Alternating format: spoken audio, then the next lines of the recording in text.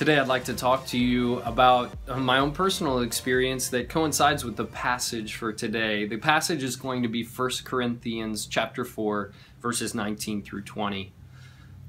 In my own life, I realized at one point that I was missing something in my relationship with Christ. Now, this was not at a point in my life where I was going the wrong direction, where I was backsliding, where I was deep in some sort of sin or something like that. This was actually at a high point in my life. I had just come out of finishing 8 years of seminary. I had the opportunity to do a PhD in New Testament, so that added several years there onto the normal seminary degree.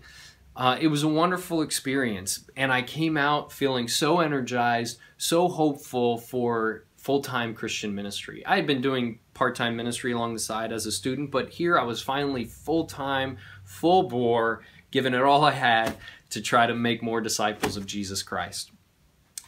And soon into that experience, this was about 8 years ago, I realized that I was missing something. I was missing something very, very crucial that seminary had not prepared me for, that study had not prepared me for, that preaching classes, counseling classes, everything that people might do today to prepare themselves for ministry, I didn't get.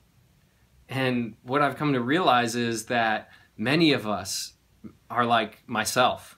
I've been to churches across the nation and seen that many pastors, many people in the pews, many churches are missing this core element, and it's the element of power. Let me read the passage to you from 1 Corinthians chapter 4, verses 19 through 20. It's Paul writing to the church in Corinth who's under some of these negative influence of these outside teachers. Paul's going to call them arrogant people that are kind of leading them astray. And Paul says this, "I will come to you very soon if the Lord is willing, and then I will find out not only how these arrogant people are talking, but what power they have. For the kingdom of God is not a matter of talk, but of power."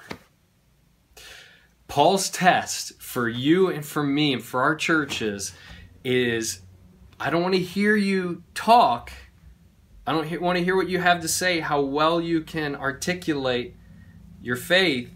I want to see, where is God's Spirit moving among you? How is the power of God coming upon you and flowing through you?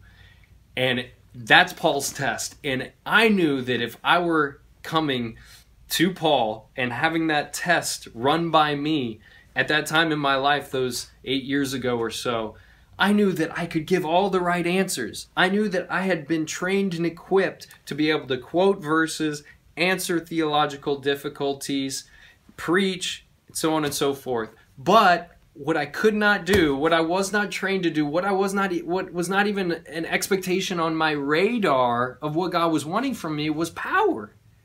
I don't know how I missed that. But Paul says that's what the kingdom of God consists of.